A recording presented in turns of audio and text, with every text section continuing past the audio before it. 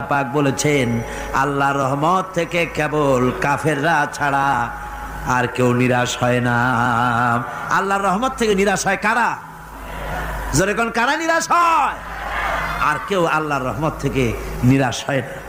সুতরাং আল্লাহর প্রতি এই আশা ভরসা, আল্লাহর প্রতি এ ধরনের একটি প্রশান্তি মনের মধ্যে থাকে, সে হতাশ হয় না। কারণ আল্লাহর প্রতি ঈমান আশায় তার বুক বেঁধে দেয়। আল্লাহ পাক কোরআনে কারীমের মধ্যে বলেছেন আল্লাযী খালাকানি ফাহুয়া ইয়াহদিন। আল্লাহ ইব্রাহিম আলাইহিস সালামের মুখ দিয়ে কথা বলেছেন। আল্লাহ হচ্ছেন তিনি যিনি আমাকে সৃষ্টি করেছেন আর আমার হেদায়েতের রাস্তাও তিনি দেখিয়ে দিয়েছেন। ওয়াল্লাযী হুয়া ইউতঈমুনি ওয়া ইয়াসকিন। আর আমি যখন ক্ষুধার্ত হই তিনি আমারে খাওয়ান, আর আমি যখন তৃষ্ণার্ত হই তিনি আমারে পান করান। কে খাওয়ান? কে খাওয়ান আর পান করান কে? আল্লাহ পাক বলেন ওয়াইদা মারিতু ফাহুয়া ইয়াশফিন। ইব্রাহিম আলাইহিস সালামকে দিয়ে আল্লাহ কথাও বলালেন, আমি যখন অসুস্থ হই আমারে রোগ মুক্ত কে করে দেয়? বলেন না কে করে দেয়? আল্লাহ রাব্বুল আলামিন রোগ মুক্ত করে দেন। হযরত আইয়ুব আলাইহিস সালামের ঘটনা কোরআনে কারীমের মধ্যে আল্লাহ রাব্বুল আলামিন উঠায় দিয়েছেন, বলে দিয়েছেন যাতে করে মুমিনেরা মনের মধ্যে আল্লাহর প্রতি আশা ভরসা আনতে পারে। রোগ হয়েছে হযরত আইয়ুব আলাইহিস সালামের, এত অসুখ, অসুখে রোগে শোকে আত্মীয় স্বজন স্ত্রী পুত্র পরিজন সব তারে ছেড়ে গেল, গায়ে পোকা হয়ে গিয়েছে। 1 বছর 2 বছর নয়, বছরের পর বছর ধরে রোগাক্রান্ত অবস্থায় আইয়ুব আলাইহিস সালাম আছেন। এবার সমস্ত শরীর ছেড়ে জিহ্বার মধ্যে পোকা হওয়া শুরু হয়ে গেছে। হযরত আইয়ুব আলাইহিস সালাম জিহ্বায় যখন পোকা শুরু হয়ে গেল, আল্লাহর দরবারে তখন তিনি ফরিয়াদ করে বলেছিলেন রব্বুল আলামিন, সারা শরীরে পোকা ধরলো, শরীর জরা জরা হয়ে গেল, রোগে শোকে শেষ হয়ে গেলাম, কোনো শিকায়ত করি নাই, এবার তো কথা না বলে পারি না মাবুদ, তুমি দয়া করে আমার জিহ্বায় পোকা দিও না। আমার জিহ্বাটা পোকা ধরেছে, দয়া করে পোকা জিহ্বায় দিও না, কারণ আমার জিহ্বায় যদি পোকা হয়ে যায় তাহলে তোমার মতো আল্লাহর জিকির আমি কি দিয়া করব? আমার জিহ্বাটা ভালো রাখো আল্লাহ। হযরত আইয়ুব আলাইহিস সালাম পড়েছিলেন আন্নী মাসানি আদ-দুররু ওয়া আনতা আরহামুর রাহিমিন। আয় আল্লাহ, আমি রোগাক্রান্ত হয়ে পড়েছি আর তুমি তো রহমান রহিম। দোয়া মঞ্জুর হলো, আল্লাহ পাক আইয়ুব আলাইহিস সালামকে রোগ মুক্ত করে দিলেন। রোগ হলে পরে কে সেরে দেয়?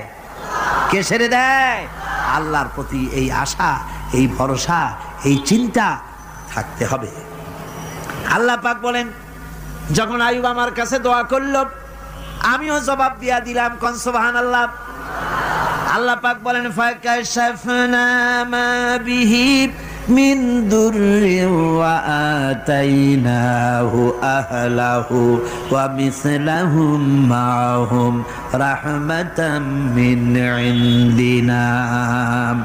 আমি তার কষ্ট দূর করে দিলাম, তার হারানো স্বাস্থ্য ফিরিয়ে দিলাম এবং তার সাথী সঙ্গীদেরকে আমার পক্ষ থেকে আমার রহমত দিয়ে তার কাছে সব আবার আমি ফিরাইয়া দিলাম। সুতরাং মুমিন ব্যক্তি কখনো হতাশ হবে না। চতুর্দিকে দেখে বিপদ আর বিপদ, এই বিপদে সে হতাশ হয় না, আশায় বুক বেঁধে থাকে। নিরাশার আধারে তুমি হে আশার নূর, যেখানে বেরোবার কোনো পথ নাই সেখান থেকে পথ বের করে দেয় কে? চিল্লায় কোন কে দেয়? আমার আল্লাহ পাক। দেখেন হযরত ইউসুফ আলাইহিস সালাম হারায় গেলেন, মানে তার 11 ভাই ইউসুফ আলাইহিস সালামকে কুয়ার মধ্যে ফেলাই দিলেন। আর এসে তারা বলল যে ইউসুফ আলাইহিস সালামকে বাঘে খায়া ফেলেছে। এটা কি গল্প নাকি? এটা কোথায় আছে? কোরআন শরীফের মধ্যে আছে। ওই 11 ভাই মনে করেছিল ইউসুফ আলাইহিস সালাম রে কুয়ার মধ্যে ফেলাই দিলাম, এ কুয়ার মধ্যে পচে মরবে, শেষ হয়ে যাবে।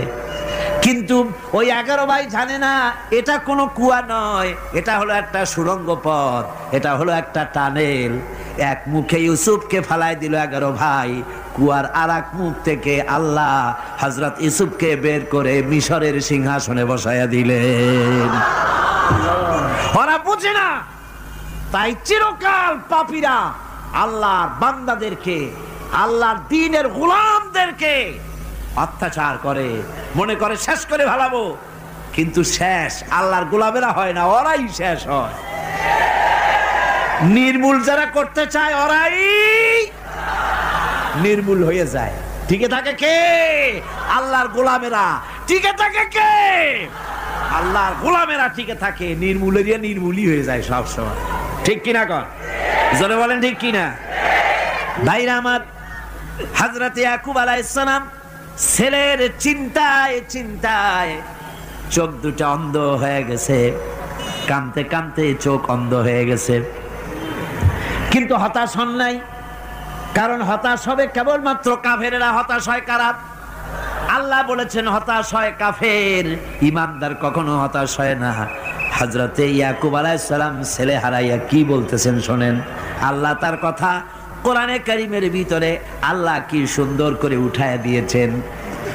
হযরত ইয়াকুব পড়তেছেন, ফাসাবরুন জামিলুন আসাল্লাহু আইয়াতিয়ানি বিহিম জামিআন ইন্নাহু হুয়াল আলিমুল হাকীম।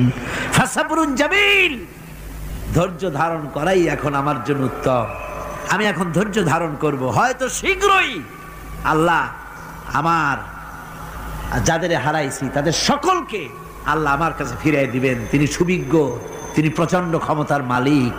আশায় বুক বেঁধে থাকলেন তিনি। আর ইউসুফ আলাইহিস সালাম আজকে প্রেসিডেন্ট। তিনি মিশরের কি? তিনি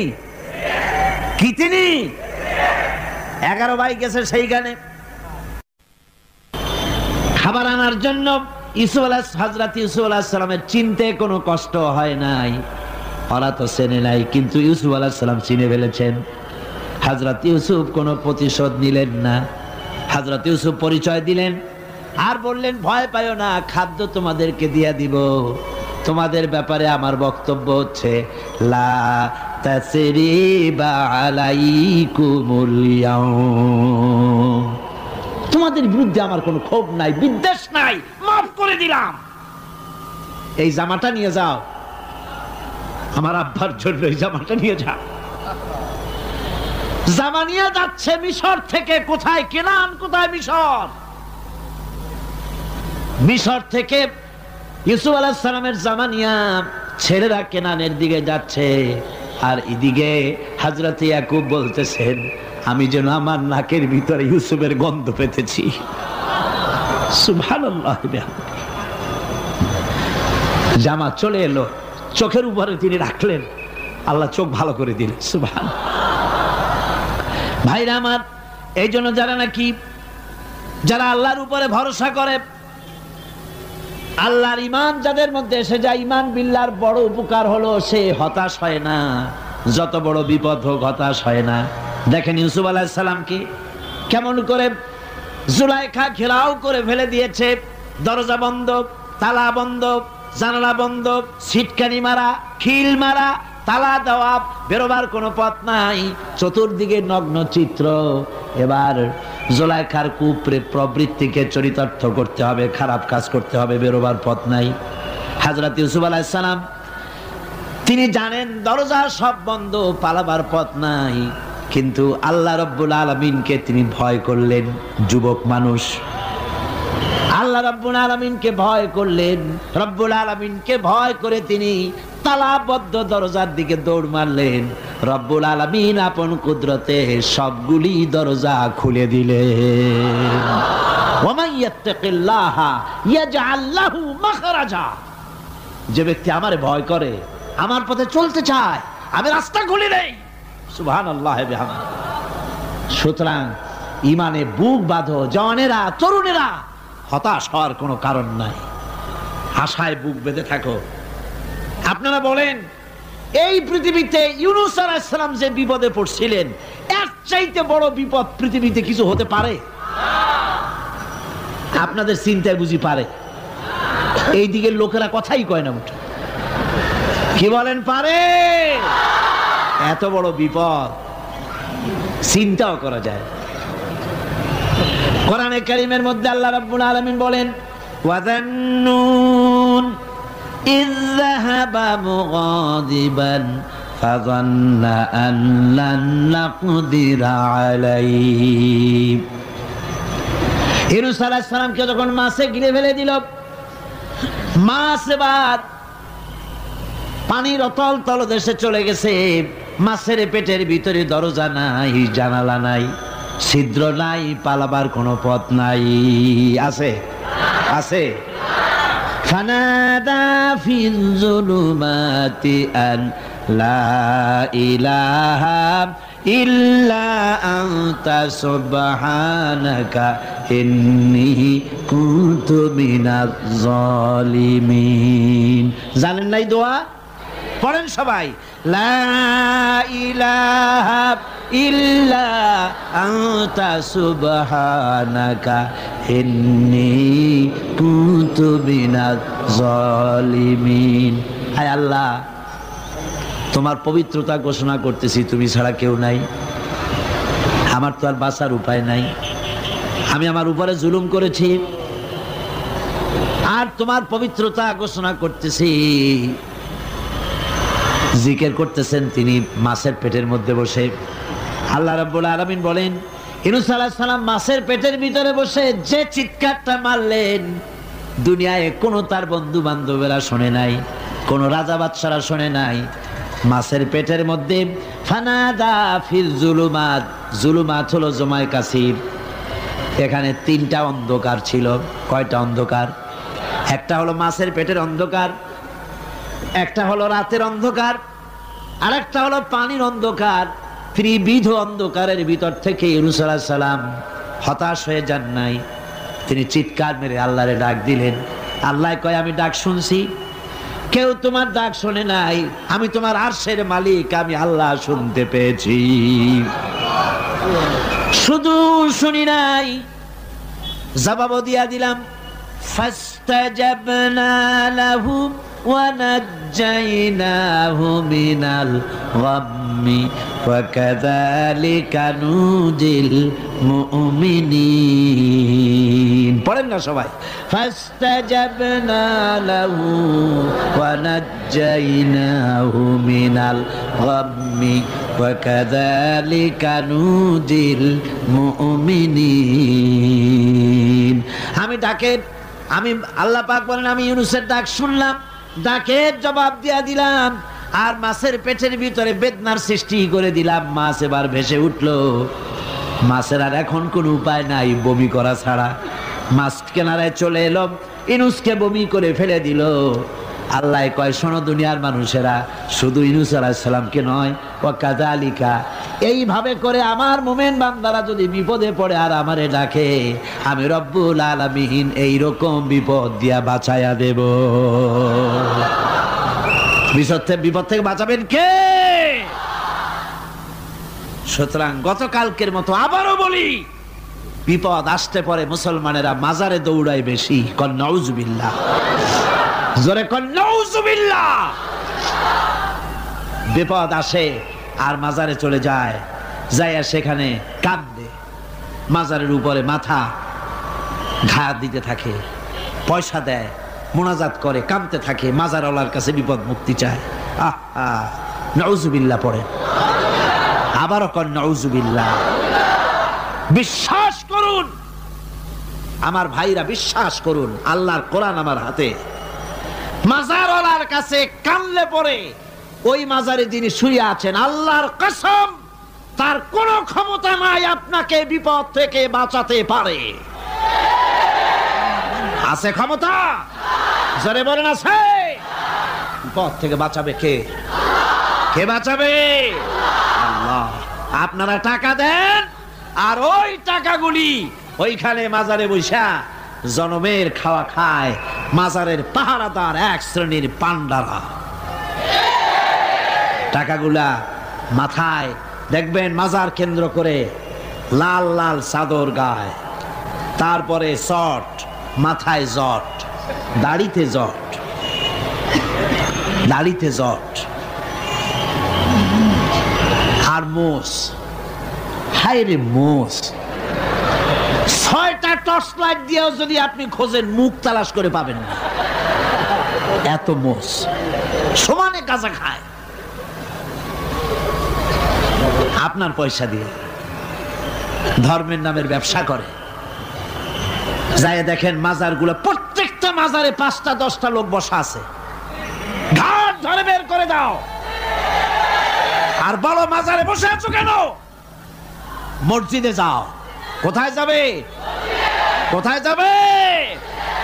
মসজিদে। আল্লাহর থামো, আল্লাহর ওলিদের মাজার ঘেরাও করে রেখে দাও, যত্ন করে রেখে দাও। গরু, ছাগল, ভেড়া, হাবিজাবি কিছু যেন যেতে না পারে, যত্ন করে রাখো, সম্মান দিয়ে রাখো। কিন্তু তোমার ওখানে পাহারা দিতে বলছে কে? তুমি ওখানে বসে থাকো কেন? গুড় যেখানে, পিঁপড়া সেখানে। পয়সা দেওয়া বন্ধ করে, একটারও পাবেন না ওখানে। ঠিক কিনা কর? সব ধান্দাবাজ পয়সার লোভে ওখানে বসে থাকে, গাঁজা খায়, মদ খায়, নামাজ পড়ে না। আর আপনার টাকা দিয়া খোঁজ নিয়ে দেখেন, মাজারের মুতল্লি যত আছে সব বাসের মালিক, ট্রাকের মালিক, কোটি কোটি টাকার ব্যবসা করে। সুতরাং এগুলি ছাড়েন, এ ধান্দাবাজি বন্ধ করুন। মাজারের সাথে কোনো সম্পর্ক নাই। মুসলমানের সম্পর্ক কেবল মসজিদের সাথে। কিসের সাথে? মসজিদের সাথে সম্পর্ক গড়ে। আমার বন্ধুগণ, বিপদ আসলে পরে কবরের কাছে যাওয়া নয়, বিপদ আসলে পরে মসজিদে যান, 2 রাকাত কাজায়ে হাজাতের নামাজ পড়েন। রাসূলুল্লাহ পড়েছেন, কাজায়ে হাজাতের নামাজ পড়েন, সেজদায় পড়ে গিয়ে আল্লাহর কাছে কান্দেন, আপনার বিপদ আল্লাহ রব্বুল আলামিন দূর করে দিবেন। আরে এমন আল্লাহরে থুইয়া কি যে বলবো, মানুষের যে কি হইছে। আমি সিলেটে দেখেছি শাহজালাল রহমতুল্লাহ আলাই, আল্লাহর ওলি, শাহ আমানত আল্লাহর ওলি, শাহ মাখদুম আল্লাহর ওলি। এই ওলিরা কোনোদিন বলে যায় নাই যে আমার মাজারে পাহারা দিয়ে তোমরা টাকা আদায় করো। বলছে কেউ? শাহজালাল রহমতুল্লাহ আলাইর মিশন কি ছিল, আর এই পাগলেরা করে কি? হযরত শাহজালালের তরবারি আজও আছে। আমি তরবারি দেখেছি, দোধারি তরবারি হাতে নিয়ে এসেছেন। এক হাতে ছিল তরবারি, আর এক হাতে ছিল আল্লাহর কোরআন। যখন সিলেটে ঢুকলেন, গৌর গোবিন্দ তার সব কিছু, তিনি আজান দেওয়ালেন। আজান শোনা মাত্র মূর্তিগুলো কাঁপতে লাগলো। গৌর গোবিন্দের কলজা গলার কাছে চলে আসছে, জিজ্ঞেস করছে ব্যাপারটা কি, এরকম হচ্ছে কেন? জ্যোতিষীরা বলল যবন এসেছে, মেলেচ্ছ এসেছে, আর উপায় নাই। শাহজালাল রহমতুল্লাহ আলাইহে তিনি বসলেন গেটের কাছে, এবার সব পালাচ্ছে। গৌর গোবিন্দ বলল সাপুরিয়াদের ডেকে যে আমারে একটা বাক্সের মধ্যে ভরিয়া সাপ বলে চালাই দিও, আমি সামনে পড়তে চাই না। ভয়তে কলজা গলার কাছে চলে আসছে শুধু আজান শুনে। এরপরে লোক সব চলে যাচ্ছে, উনি দেখতেছেন যাও যাও যাচ্ছে সব। তারপরে ঝুড়িতে করে যাচ্ছে সাপুরিয়ারা, তোমাদের এর মধ্যে কি? সাপ, যাও যাও যাও। এরপরে বড় একটা বাক্স, ওইটার মধ্যে কি? কয় যে হুজুর আমরা সাপ খেলা দেখি, এর মধ্যে সাপ। নামাও, আমি সাপ খেলা দেখবো, নামাও ওটা। এরপরে বাক্স খুলছে, দেখে যে আসল সাপ বাইর হয়েছে। গৌর গোবিন্দ বলল যে আমার রাজত্ব ছেড়ে দিলাম, আমারে জানে বাঁচা। শাহজালাল রহমতুল্লাহ আলাই বললেন আমি তো মারতে আসি নাই, আমি তো হত্যাকাণ্ড করতে আসি নাই, আল্লাহর দ্বীনকে নিয়ে এসেছি। তিনি ক্ষমা করে দিলেন। সেই শাহজালাল রহমতুল্লাহ আলাইহির মাজারে লোকেরা বিভিন্ন জায়গা দিয়ে যায়, বাস ভরে ভরে যায়, যাইয়া চাদরের উপরে যাইয়া মাথা ঘা দিতে থাকে আর কাঁদতে থাকে। কতগুলো গজাল মাছ আছে, বিরাট বিরাট গজাল, গায়ে শ্যাদলা পড়ে গেছে, দেখলে মনে হয় যেন রিটায়ার্ড অফিসার, এরকম মোটা। ওগুলারে মুড়ি খাওয়ায়, কলজা খাওয়ায়। একটা কুয়া আছে, পানি এত ফসা, কয় যে এইটার আর এক মুখ হলো জমজমের সাথে মিশানো। নাউজুবিল্লাহ। হায় রে মানুষ, মুসলমানের আকীদা হয় এত খারাপ, আকীদা বদতর হয়ে গিয়েছে। এগুলি ধর্মের নামের ব্যবসা। এগুলি জোরে বলেন কি? এই ব্যবসা বন্ধ করতে হবে, এই ব্যবসা বন্ধ করতে হবে। এরা ধর্মের নামে লুটেরা, চাদর দিয়ে, আগরবাতি দিয়ে, মোমবাতি দিয়ে, সেজদা দিয়ে মুশরিক হয়ে যাচ্ছে, ইসলাম থেকে খারিজ হয়ে যাচ্ছে। আমার কাছে রিপোর্ট এসেছে প্রচন্ড ভিড়ে মানুষের কষ্ট হচ্ছে, তো কি করা যাবে? আমি বললাম ভিড়, আর আপনারা যদি ভিড় দেখতে চান তাহলে তো সব লোক দাঁড়ায় যাবে, আপনাদের তো দেখার দরকার নেই। একটু চেপে চেপে বসেন আর জোরে সোরে জিকির করেন, লা ইলাহা ইল্লাল্লাহ, লা ইলাহা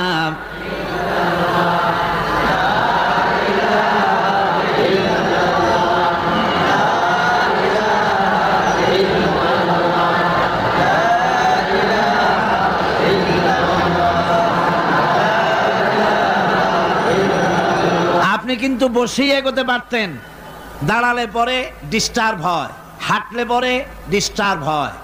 নিজের কপালটারে খারাপ করেন না। এত সুন্দর আল্লাহর কথা শোনা থেকে নিজেকে মাহরুম করতে চেষ্টা করেন না। নিজেও শোনেন, অপরকেও শুনতে দেন। বসেন, মাজা ব্যথা করবে না, আল্লাহ মাজা ব্যথা ভালো বানায় দেবে যত সময় বসবেন। কোন আলহামদুলিল্লাহ। আপনারা বসছেন যে জায়গাটায়, এটা বেহেশতের টুকরা। এটা কি? এরা প্যারেড ময়দান নয়। মাজালিসুল ইলম হিয়া রাউযাতুম মিন রিয়াদিল জান্নাহ। হযরত আলী বলেছেন, যেখানে ইলম চর্চা হয়, কোরআন আলোচনা হয়, হাদিস আলোচনা হয়, সেটা কোনো সাধারণ জায়গা না, সেটা জান্নাতের টুকরা হয়ে যায়। জোরে বলেন সুবহানাল্লাহ। কাজী বেহেশত থেকে শয়তানের জন্য বাইর করিয়া না দেয়, সতর্ক থাকেন। শয়তান কি চায় যে আপনি সারাক্ষণ শোনেন? কি কোন চায়? চায় না। শয়তানের খপ্পরে পড়েন না, বসেন আর শোনেন।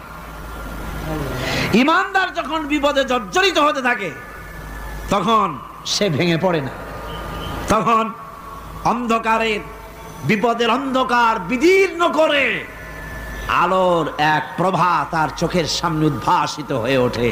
সেটা কি? সেটা হলো আল্লাহ রাব্বুল আলামিনের বাণী, ফাইন্না মাআল উসরি ইউসরান, ইন্না মাআল উসরি ইউসরা।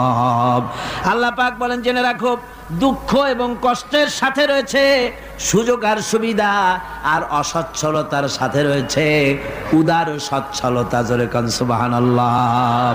কাজে ভয় পাওয়ার কারণ নাই, হতাশ হওয়ার কারণ নাই। মন আশায় বুক বেঁধে রাখো। গুনাহ করেছো, হতাশ হয়ো না। যুবকদের গুনাহ করা স্বাভাবিক।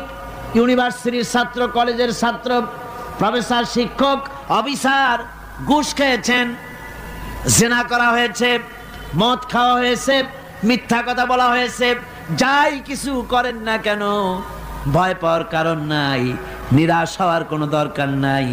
আল্লাহ পাক ডেকে বলেছেন, কুল ইয়া ইবাদিয়াল্লাযীনা আসরাফু আলা আনফুসিহিম লা তাকনাতু মির রাহমাতিল্লাহ। আরে আমার আল্লাহর মতো এত ভালো আর কেউ আছে? এত দরদ আর কারো আছে? আমার আল্লাহ বলেন, ও নবী আপনি শুনায় দেন,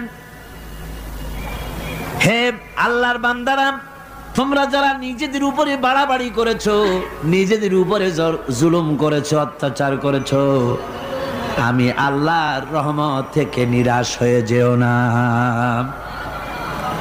মানুষ যদি অপরাধ করে, বাপের সাথে অপরাধ করেছে, মায়ের সাথে অপরাধ করেছে, মা বাবা সন্তানের চাইতে এত বড় কল্যাণকামী তো আর কেউ নাই, কিন্তু মা বাবা কোনোদিন বলে না আয় আমার ছেলে তোরে মাফ করে দেই, এরকম বলে নাকি? মন চায় ছেলে যদি মাপ চাইতো খুশি হয়ে মাপ করে দিতাম, কিন্তু কেন যে আসে না, ডাকে না যে আয় মাপ করে দেই। মা বাপ আপনাকে এত ভালোবাসে, সেই মা বাপও আপনাকে বলে না যে আয় মাপ করে দেই। আমার আল্লাহ হচ্ছেন এমন আল্লাহ, আল্লাহ রাব্বুল আলামিন ডাকেন, এ বান্দা খুন করেছিস ফিরে আয়, জিনা করেছিস ফিরে আয়, হত্যা করেছিস ফিরে আয়, চুরি করেছিস ফিরে আয়, কুফরি করেছিস ফিরে আয়, সুদ খেয়েছিস, ঘুষ খেয়েছিস, মদ খেয়েছিস ফিরে আয়, এসে আমার দরবারে চোখের পানি ফেল, আমার দরবারে কাঁদাকাটি কর। ইন্নাল্লাহা ইয়াগফিরুয যুনুবা জামিআ ইন্নাহু হুয়াল গফুরুর রহিম। আমার দরবারে চোখের পানি ফেলে কান, আমি রব্বুল আলামিন জিন্দেগীর গুনাহ মাফ করে দেব। সুবহানাল্লাহ কোন, সুবহানাল্লাহ কোন। আমার কাছে কান, চোখের পানি ফেল। আল্লাহ রাব্বুল আলামিনের কাছে বান্দার দুইটা ফোঁটা বেশি প্রিয়। একটা হলো জিহাদের ময়দানে যে রক্ত ফোঁটা দেওয়া হয়, এটা আল্লাহর কাছে প্রিয়। আর আল্লাহর ভয়তে গুনার জন্য লজ্জা করে, অনুশোচনা করে বান্দা যখন চোখের পানি ছেড়ে দেয়, আল্লাহর কাছে এটা অত্যন্ত প্রিয়। নবীজি বলেছেন, বান্দা যখন গুনার ভয়তে, আল্লাহর ভয়তে, জাহান্নামের ভয়তে অনুশোচনা করে যখন চোখ দিয়া পানি ছেড়ে দেয়, ওই চোখের পানি নাকের অর্ধেক আসতে না আসতে আল্লাহ রাব্বুল আলামিন বান্দারে মাফ করে দেন। আল্লাহ বরদাস্ত করতে পারেন না যে বান্দা কান্দু। আমার ভাইরা, আল্লাহ রহমত, এই পৃথিবীতে আল্লাহর রহমতকে 100 ভাগ করা হয়েছে। আল্লাহ রহমতের কত ভাগ? এই 100 ভাগের 1 ভাগ সারা পৃথিবীতে ছড়াই দেওয়া হয়েছে। আর 99 ভাগ কার কাছে? আল্লাহর কাছে। একটা ভাগ দুনিয়া ছড়ানো হয়েছে আদম আলাইহিস সালাম থেকে নিয়ে এই পর্যন্ত, এখান থেকে নিয়ে কিয়ামত পর্যন্ত পৃথিবীতে যত মানুষ আসবে, যত প্রাণী আসবে, তাদের মধ্যে প্রাণী জগতেও গাভী তার বাছুরকে ভালোবাসে ঠিক কিনা, হাতি তার বাচ্চাকে ভালোবাসে ঠিক কিনা, মুরগি তার বাচ্চাকে ভালোবাসে কিনা, প্রত্যেক মাই তার সন্তানকে ভালোবাসে মানুষের মতো। এই ভালোবাসা, স্নেহ, এই মমতা, এই করুণা, এই মহব্বত একটা ভাগ দুনিয়ায় দেওয়ার পর আপনি আর আমি যতটুকুন ভাগে পেয়েছি, সেই মহব্বতে, স্ত্রীর মহব্বতে অস্থির, মায়ের মহব্বতে অস্থির, সন্তানের মহব্বতে অস্থির। এখন চিন্তা করেন, একটা ভাগ সারা পৃথিবীতেই বিতরণ করার পর যেটুক পেয়েছি, তাতে যদি এত মহব্বত হয়, তাহলে এর 99 ভাগ মহব্বত যে আল্লাহর কাছে জমা আছে, এই বান্দার জন্য তার কত মহব্বত, এই বান্দার জন্য কত করুণা তার, কত মহব্বত তার, কত দয়া তার। এজন্য আল্লাহ রাব্বুল আলামিন বলেছেন, নাব্বি ইবাদি আন্নি আনাল গফুরুর রহিম। ও আমার নবী, সুসংবাদ দিয়ে দাও, বান্দাদেরকে শোনায় দাও যে আমি আল্লাহ তাআলা ক্ষমাশীল আর দয়াবান। হুজুর কাঁদতেছিলেন, হযরত ওমর রাদিয়াল্লাহু তাআলা আনহু এসে দেখেন হুজুর একা কাঁদতেছে। হুজুর জিজ্ঞেস করছেন, হযরত ওমর জিজ্ঞেস করলেন, হুজুর আপনি কাঁদেন কেন একা একা? হযরত ওমর বলেন, আমি যখন প্রশ্ন করলাম, নবীজি বললেন, আমার কাছে কিছু আগে জিবরাইল এসেছিলেন। জিবরাইল এসে আমাকে বললেন, আল্লাহ পাক বলেছেন, হে আমার নবী, ইসলামের ভিতরে থেকে যে সমস্ত মানুষগুলো ইসলামের ভিতরে থেকে চুল আর দাড়ি পাকায় দিছে, কিয়ামতের দিন এই লোকগুলারে আমি শাস্তি দিতে আমার শরম হবে। হযরত ওমর বলেন, হুজুর উম্মতের জন্য কত বড় খোঁজ খবর এটা, আর আপনি কাঁদতেছেন। হুজুর বলেন, ওমর তুমি জানো না, আমার কান্নার কারণ ভিন্ন। আমার কান্নার কারণ হলো যে আল্লাহ রাব্বুল আলামিন কিয়ামতের দিন দাড়ি চুল পাকা বান্দারে শাস্তি দিতে শরম করবেন। সেই দাড়ি চুল পাকা বান্দাগুলি আল্লাহর সাথে নাফরমানি করতে শরম করে না। আমি এই লজ্জায় কাঁদতেছি। ভাইরা, হুজুর আল্লাহ পাক বলেন, ও আমার নবী, রাতের আধারে যখন একটা বুড়া আমার দরবারে হাত উঁচু করে, একটা বুড়া মানুষ রাতের আধারে যখন আমার দরবারে হাত উঁচু করে আর যখন বলতে থাকে রব্বুনা আলামিন, আমার পেছনের জীবনটা বড় খারাপ করেছি, এমন কোন কাজ জীবনে করি নাই যা তোমার কাছে কিছু দাবি করতে পারি, সব রকমের নাফরমানি করেছি, আজ আমি বুড়া হয়ে গেছি, কামাই করতে পারি না, ছেলে আমাকে চোখে দেখতে পারে না, পুত্রবধূ আমাকে ঘরে জায়গা দেয় না, আমার স্ত্রী আমাকে দেখতে পারে না, রোজগার করতে পারি না, হাঁটতে পারি না, চলতে পারি না, সবার কাছে আমি তিতা হয়ে গেছি, আমি দাঁড়াতে পারি না, কোমরে ব্যথা পাই, হাঁটুতে ব্যথা পাই, চলতে পারি না, কানে শুনতে পাই না, চোখে দেখতে পারি না, আর তোমার কাছে কিছু চাইয়া নেব এমন ভালো কাজও করি নাই। এইভাবে যখন বান্দা কাঁদতে থাকে আমার দরবারে, ও আমার হাবিব আমার রহমতের দরিয়ায় জোশ মেরে যায়, আমার শরম হয় এই বুড়াটারে কেমনে খালি হাতে ফিরাইয়া দেই। সুবহানাল্লাহ, সুবহানাল্লাহ। আমার আল্লাহর এত দয়া, আমার আল্লাহর এত মায়া, এত মহব্বত। আমার আল্লাহ রাব্বুল আলামিন বলেন, وَإِذَا سَأَلَكَ عِبَادِي عَنِّي فَإِنِّي قَرِيبٌ। আমার হাবিব, আমার বান্দা আমার ব্যাপারে প্রশ্ন করে, আমি বান্দার একদম নিকটে। কোরআন শরীফের ভিতরে যত জায়গায় রাসূলকে বলা হয়েছে সুয়ালের কথা, আপনাকে প্রশ্ন করা হয়, আল্লাহ তার জবাব কুল এই কথা বলে জবাব দিয়েছেন। যত জায়গায় সুয়াল এসেছে, যেমন কোরআনে কারীমের মধ্যে আল্লাহ পাক বলেন, ওয়ায়াসআলুনাকা আনিল মাহিদ, মেয়েদের হায়েজ সম্পর্কে জিজ্ঞাসা করা হয়, কুল হিয়া আযা, হে নবী আপনি বলুন। এভাবে করে কুল দিয়ে জবাব দেওয়া হচ্ছে। আবার প্রশ্ন করা হচ্ছে, ওয়ায়াসআলুনাকা আনিল আনফাল, এই গনিমতের মাল সম্পর্কে হুজুর আপনাকে, হে নবী আপনাকে প্রশ্ন করা হয়। আল্লাহ কুল দিয়া জবাব দিলেন, আল্লাহ বলেন আপনি বলেন। ওয়ায়াসআলুনাকা আনিল খামরি ওয়াল মাইসির, আল্লাহ পাক বলেন নবী আপনারে প্রশ্ন করা হয়, কুল ফীহিমা ইসমুন কাবীর, আল্লাহ কুল দিয়া বললেন তুমি বলো।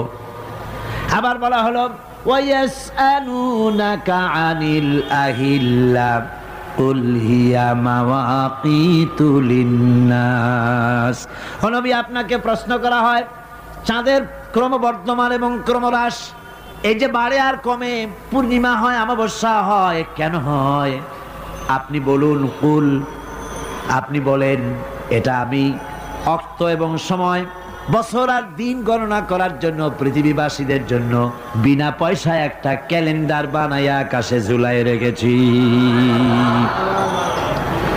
এভাবে যত জায়গায় এসেছে আপনাকে প্রশ্ন করা হয়, তত জায়গায় আল্লাহ জবাব দিয়েছেন কুল, আপনি বলেন।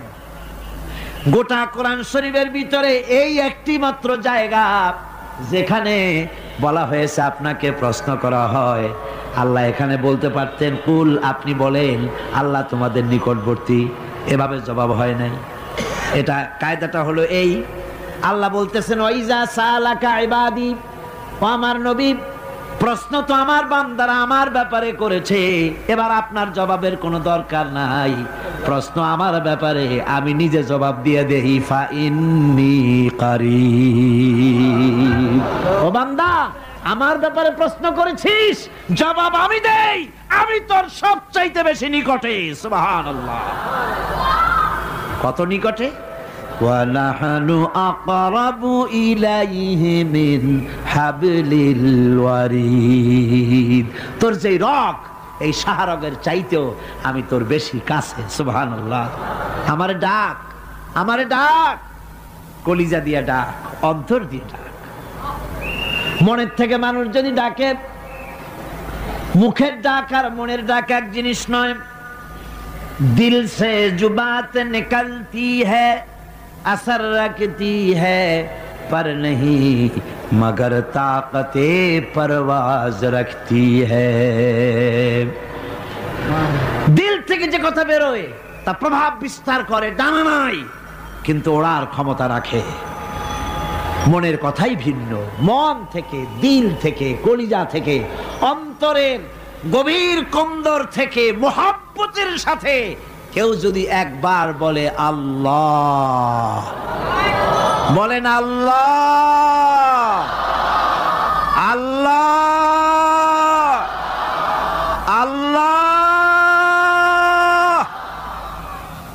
আল্লাহ রাব্বুল আলামিন বলেন, অন্তরের অন্তঃস্থল থেকে একটি বার যদি বান্দা বলেন আল্লাহ, আল্লাহ বলেন 70 বার সাড়া দিয়া জিজ্ঞেস করি, বান্দা কি চাও, আমি তোমার কাছে আছি। সুবহানাল্লাহ, আমি তোর একদম কাছে, কি চাস বল, বল আমার কাছে। এমন দয়াবান, এমন মেহেরবান, এমন আল্লাহ আমাদের। সে আল্লাহ রাব্বুল আলামিন তিনি বলছেন, وقال ربكم ادعوني استجب لكم, তোমাদের রব বলেছেন আমারে ডাকো, আমি আল্লাহ ডাকের সাড়া দিয়া দেব। সুবহানাল্লাহ। কারে ডাকতে হবে? কারে ডাকতে হবে? এই বিশাল জনসমুদ্র একযোগে চিল্লা কোন কারে ডাকতে হবে? কোন পীর সাহেবকে নয়, আল্লাহর কসম কোন খাজা বাবাকে নয়, ডাকতে হবে কারে? চিল্লা এখন কারে? ওয়াকালা রাব্বুকুম উদউনি, তোমার রব তোমাকে বলতেছে আমারে ডাকো, আস্তাজিব লাকুম, আমারে ডাকবে আমি সাড়া দিয়ে দেব। সুবহানাল্লাহ। আল্লাহকে ডাকেন, কি চাই আপনার বলেন, কি চাই? আল্লাহর কাছে চান, আল্লাহ দিয়ে দিবে। দেওয়ার জায়গা আল্লাহর কাছে চাইবেন, আল্লাহ দিবেন। দেওয়ার জায়গা, চাওয়ার জায়গা হলো সেজদায় পড়ে যাবেন। আমার ভাইয়েরা, জায়গাটা চিনায় দিলাম। মাজারে যাওয়া লাগবে না, কবরে যাওয়া লাগবে না। 2 রাকাত নামাজ পড়ে সেজদায় পড়ে গিয়া যত বিপদ আছে, মুসিবত আছে, সেজদার মধ্যে চোখের পানি ছেড়ে দেন আর কেন্দে কেন্দে জীবনের কথা বলেন। আল্লাহ রাব্বুল আলামিন আপনার আওয়াজ শুনবেন আর দোয়া কবুল করে নিবেন। কামতে হবে আল্লাহর কাছে। কার কাছে? আল্লাহর কাছে। সুম্মা ইস্তাগফিরুল্লাহ, আর এরপরে সে যদি আমি আল্লাহর কাছে ক্ষমা চাই, ইয়াজিদিল্লাহ গাফুরার রহিমা, সে আমি আল্লাহকে গফুর এবং রহিম হিসাবে পাবে। সুবহানাল্লাহ। আল্লাহকে গফুর এবং রহিম হিসাবে পাওয়া যাবে। সব আল্লাহকে বলতে হবে, গুনাহ মাফ চাইতে হবে। এই জন্য হুজুর সাল্লাল্লাহু আলাইহি ওয়াসাল্লাম দৈনিক 100 বার তওবা পড়তেন। কোন হাদিসে আছে 70 বার, কোন হাদিসে আছে 100 বার তওবা পড়তেন। নামাজের পরে তো প্রত্যেক নামাজই পড়তেন হুজুর, সালাম ফিরাতেন আর সাথে সাথে বলতেন আল্লাহু আকবার, আস্তাগফিরুল্লাহ, আস্তাগফিরুল্লাহ, আস্তাগফিরুল্লাহ। মনে থাকবে আপনাদের? মনে থাকবে? সালাম ফিরাইয়া কি বলবেন? না, সালাম ফিরাবার সাথে সাথে বলবেন আল্লাহু আকবার, তারপরে পড়বেন আস্তাগফিরুল্লাহ, আস্তাগফিরুল্লাহ, আস্তাগফিরুল্লাহ। তওবা পড়বেন, আল্লাহর কাছে সবসময় গুনাহ মাফ চাইতে থাকবেন, বিনীত থাকবেন। আল্লাহকে পাওয়া যাবে, তাকে রহিম হিসেবে পাওয়া যাবে। সুতরাং ঈমান বিল্লাহ, আল্লাহর প্রতি ঈমান আনলে পরে 4th নম্বরের যে উপকারটা হবে সেটা হলো হতাশায় ভুগবে না, নিরাশায় ভুগবে না, আশায় বুক বেঁধে উঠবে, ঈমান মজবুত হবে, আল্লাহর কাছে মানুষ বিনয়ী হয়ে যাবে। এবার 5ম নম্বরের উপকার আমি বলছিলাম, ঈমান বিল্লাহ, আল্লাহর প্রতি ঈমান আনলে পরে অসংখ্য উপকার হয়, অসংখ্য বৈশিষ্ট্য আছে। এর 6টা উপকারের কথা আমি বলবো। কয়টা? অসংখ্য উপকারের ভিতরে প্রধান 6টি উপকারের কথা বলবো। এর বললাম কয়টা? 4টে বলেছি। এবার বলো 5ম উপকারের কথা। আল্লাহর প্রতি আপনি পূর্ব পশ্চিমে কতবার মুখ ঘোরালেন, এটাই কিন্তু আপনার আসল সৎ কাজ নয়। আসল সৎ কাজ হলো আল্লাহর প্রতি ঈমান আনা। এই ঈমানের ব্যাপারে 3টা দিন আমরা পার করে দিলাম, এখনো কথা শেষ হয় নাই। আল্লাহর প্রতি ঈমান আনলে পরে যে উপকারটা হবে 5ম নম্বরে, সেটা হলো কঠোর এবং কঠিন বিপদের ভিতরে বান্দার ভিতরে অবিচলতা এবং ধৈর্যের সৃষ্টি হয়ে যাবে। আলহামদুলিল্লাহ। কঠিন বিপদ মুসিবত আসলে পরে সে অবিচল থাকবে। সারা দুনিয়ার বিপদ আপদ, শত্রুতা, দুঃখ, কষ্ট, মুসিবত, জুলুম, নির্যাতন সব কিছু পাহাড়ের মতো উঁচু হয়ে তাকে ঘিরে ফেলবে, কিন্তু তাকে এক চুলও নাড়াতে পারবে না। আলহামদুলিল্লাহ। সারা পৃথিবী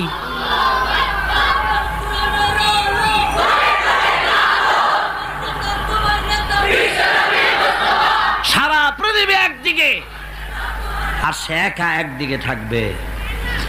বিরোধিতা তো হবেই, বিপদ তো আসবেই। কবি বলতেছেন সাথে জাকা রহা হ্যায় আজল সে তা ইমরোজ, সাথে জাকা রহা হ্যায় আজল সে তা ইমরোজ, চরাগে মুস্তফাবি সে শরারে বুলহাবিস। সে আবহমান কাল থেকে শুরু করে মুস্তাফা সাল্লাল্লাহু আলাইহি ওয়াসাল্লামের দীপ শিখার সাথে আবু জেহেল আবু লাহাবের অগ্নিস্ফুলিঙ্গের টক্কর লেগেই আছে।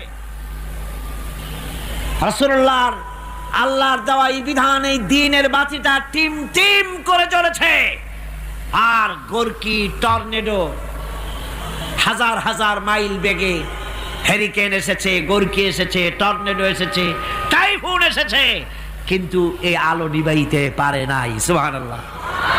এই আলো নিবাতে পারে নাই। এই শত্রুতা চিরকালের, নিবাতে পারবে না। কারণ হচ্ছে আল্লাহ রাব্বুল আলামিন বলেছেন ইউরিদুনা লিইউতফিউ নূরাল্লাহি বিআফওয়াহিহিম ওয়াল্লাহু মুতিম্মু নূরিহি ওয়ালাউ কারিহাল কাফিরুন।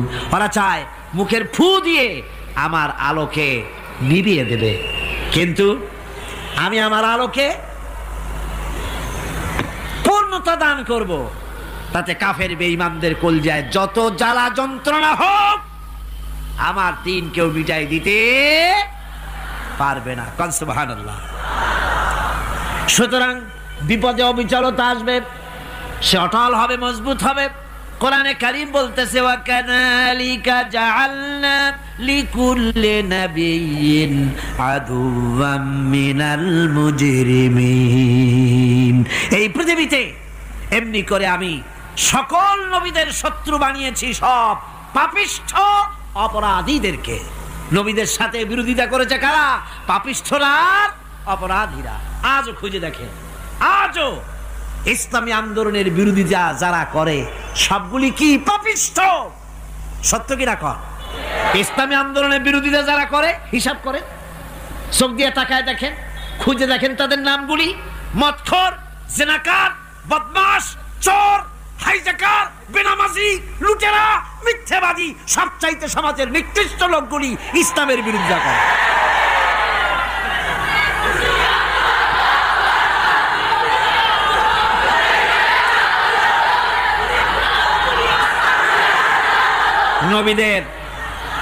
নবীদের শত্রু আল্লাহ বলেন সব যুগে নবীদের সাথে শত্রুতা করেছে পাপিষ্ঠরা।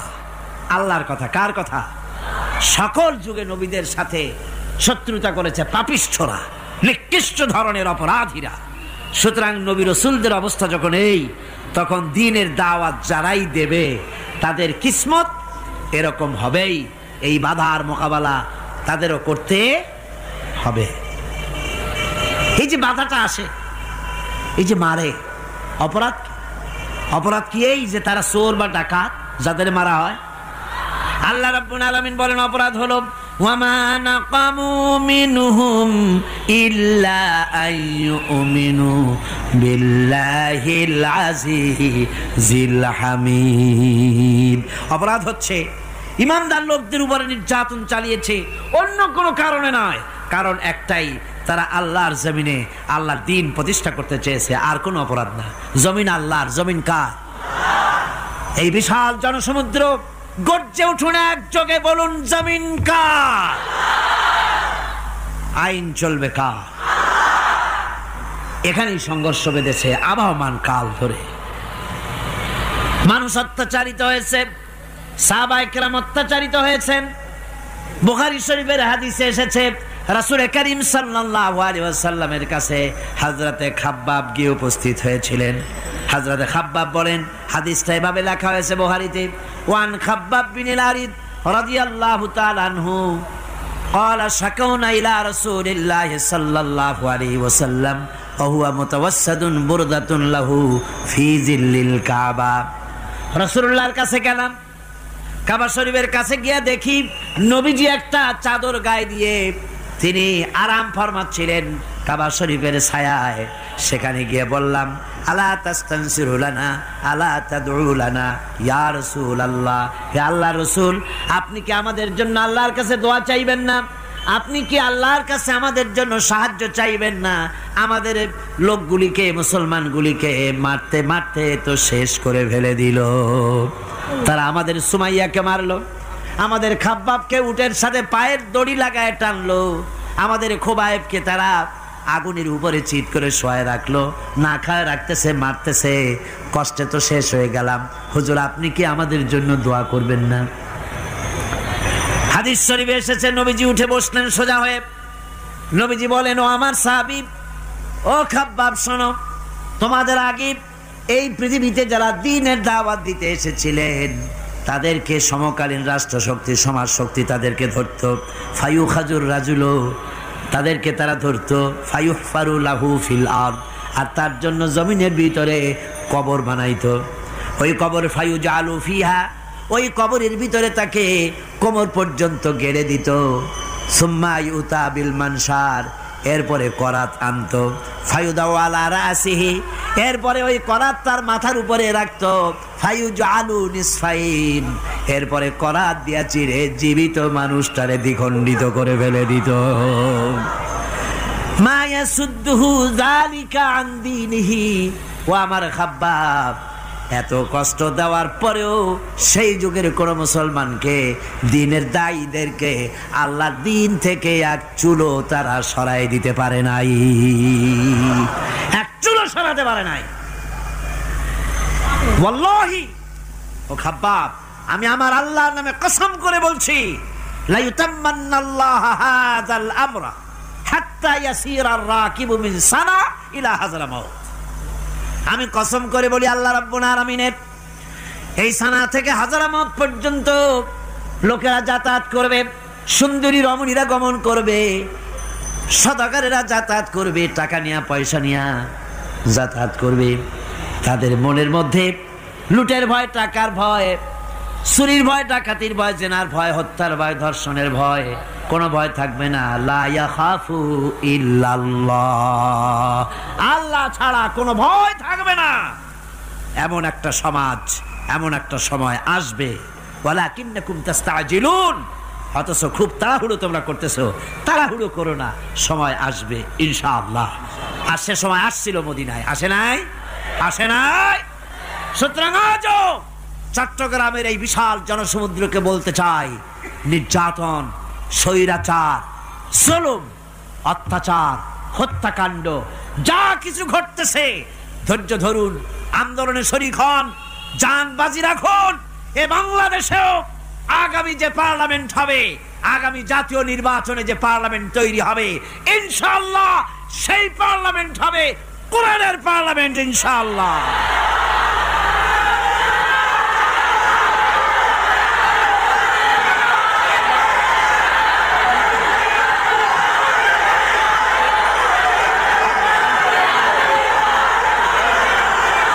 আমার ভাইয়েরা, আমার বন্ধুগণ, কঠিন বিপদে অবিচলতা এবং ধৈর্যের দৃষ্টান্ত রেখে গেছেন আম্বিয়া আলাইহিমুস সালাম। সুবহানাল্লাহ। কঠিন বিপদে অবিচলতা, দৃঢ়তা, ধৈর্য কারে বলে, তার দৃষ্টান্ত কারা রেখেছেন? আম্বিয়া আলাইহিমুস সালাম। ওনারাই আমাদের আদর্শ, নবীরাই আদর্শ। সাহাবায়ে কেরাম রিদওয়ানুল্লাহ তাআলা আলাইহিম আজমাইন আমাদের আদর্শ। ভাইরা আমার, মুসা আলাইহিস সালামকে ফেরাউন যখন ঘিরে ফেলে দিল, কোরআনের সব কথা গল্প গুজবার ইতিহাসের জন্য লেখা হয় নাই। কোরআনের মধ্যে যা লেখা হয়েছে সব বান্দাদের উপদেশের জন্য, যাতে করে লোকেরা চিরটা কাল এর থেকে উপদেশ নিয়ে নিজেদের তৈরি করতে পারে। জোরে বলেন সুবহানাল্লাহ। মুসা আলাইহিস সালামের কথা আল্লাহ বলেন, ফেরাউন তাকে ঘিরে ফেলে দিল, পালাবার রাস্তা নাই।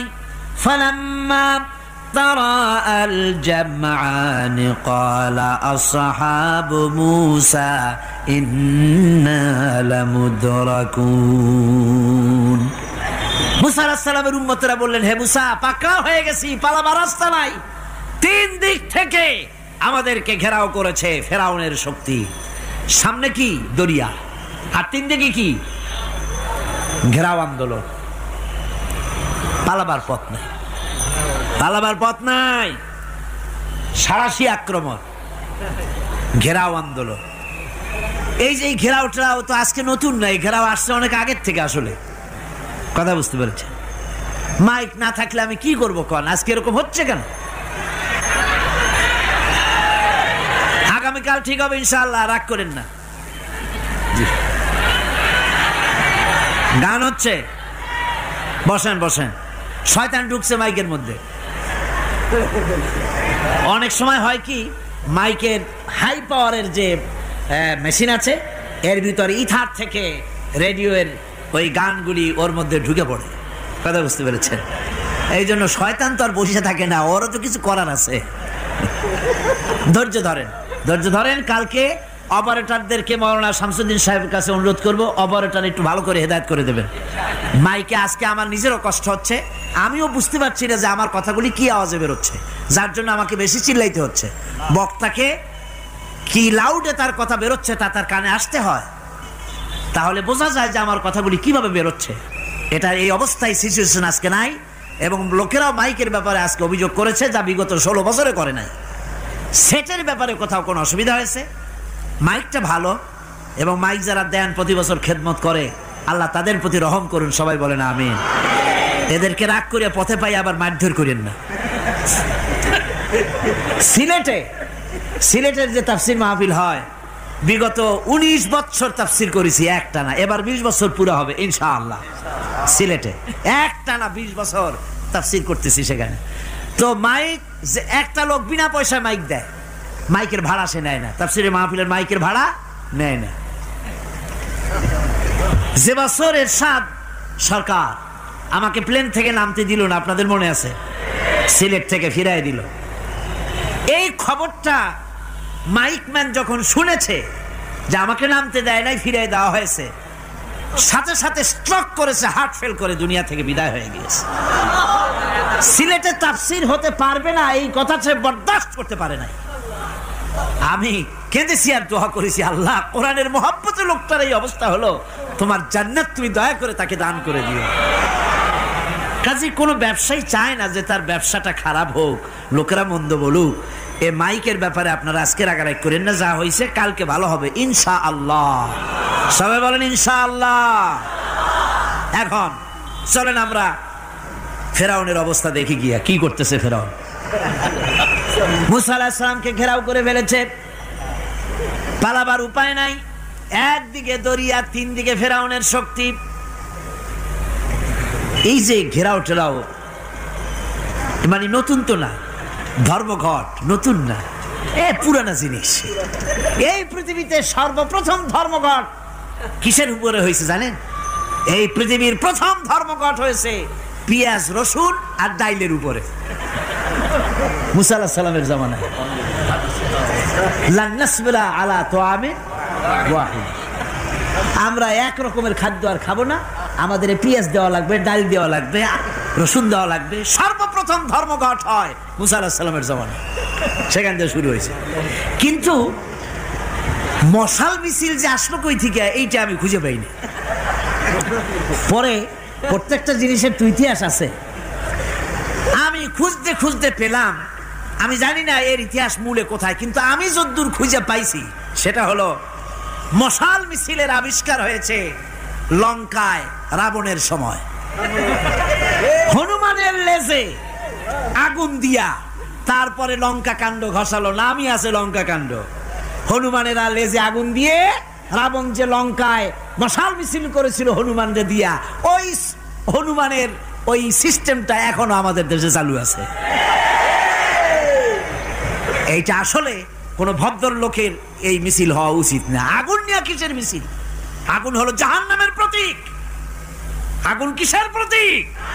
জাহান্নামের প্রতীক। যদিও আমাদের উপকারে লাগে, কাজে লাগে, সুতরাং আমরা যা করব প্রত্যেকটা জিনিসের পেছনে সুন্নতে নববীর কোনো না কিছু থাকতে হবে। কথা বুঝতে পেরেছেন?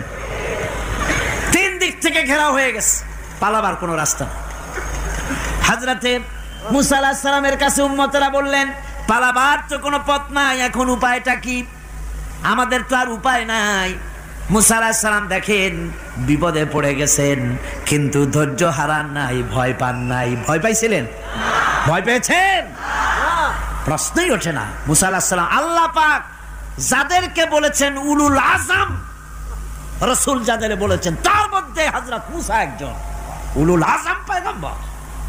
চারটিখানি কথা না, আল্লাহ কথা বলছেন তার সাথে, কালিমুল্লাহ তিনি। সুবহানাল্লাহ। কর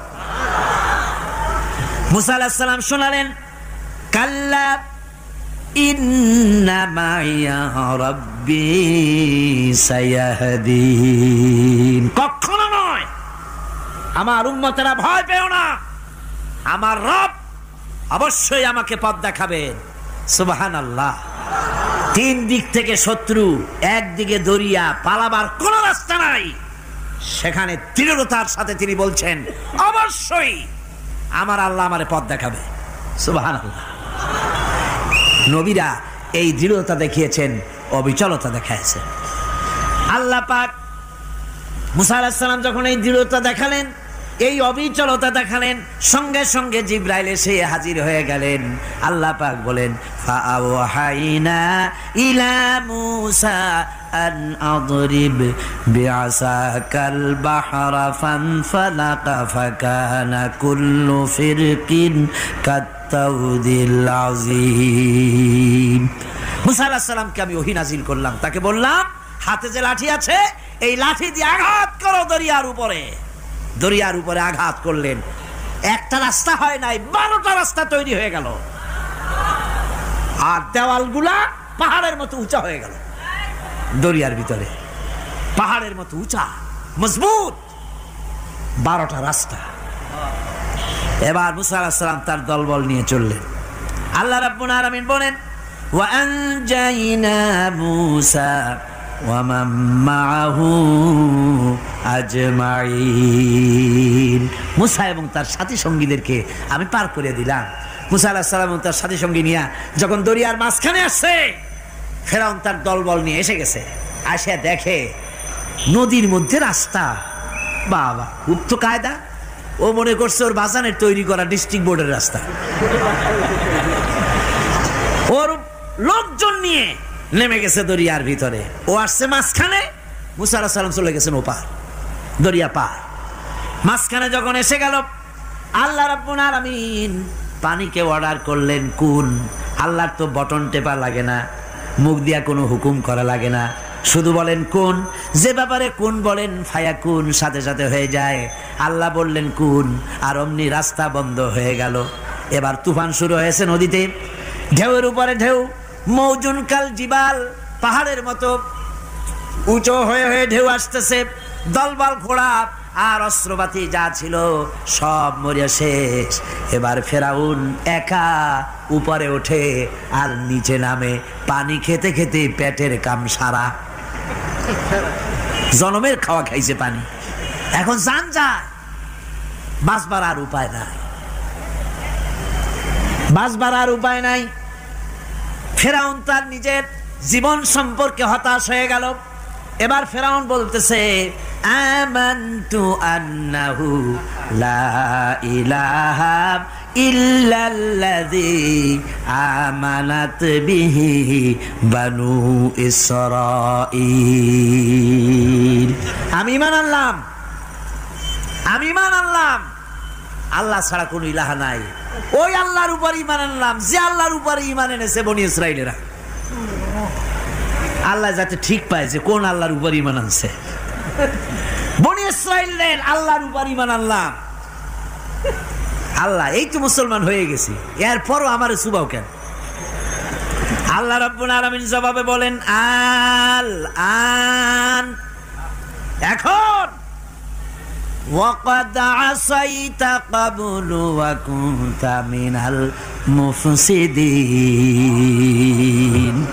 এখন ঈমান আনার কথা বলছো, অথচ যুগের পর যুগ বছরের পর বছর ধরে আমার মানুষের উপরে মন গড়া আইন চালায়েছ, আমার পয়গম্বরের সাথে বেয়াদবি করেছ।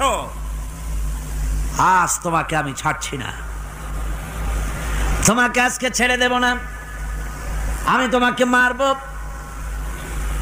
আর সমস্ত প্রাণীগুলিকে, স্থলচর প্রাণীগুলিকে আল্লাহ পাক অর্ডার দিয়া দিলেন, এই ফেরাউনের লাশকে ডুবাবি না, পচাবি না, খাবি না। আলিয়াউমা নুনাজ্জিকা বিবাদানিক, আমি তোমার শরীরে বাঁচায় দেব। পোকে খাবে না, পানিতে পচবে না, মাছে খাবে না, কুমিরে খাবে না, দুনিয়ার কোনো পশুতে খাবে না। আমি তোরে শুটকি বানাইয়া রাখবো, যাতে করে দুনিয়ার সমস্ত ফেরাউন যত যুগে যুগে আসে তোরে দেখে যেন হেদায়েত নিতে পারে। ফেরাউনকে আল্লাহ শুটকি বানায় রাখছে। আমি ফেরাউনদের লাশ দেখেছি ব্রিটিশ মিউজিয়ামে।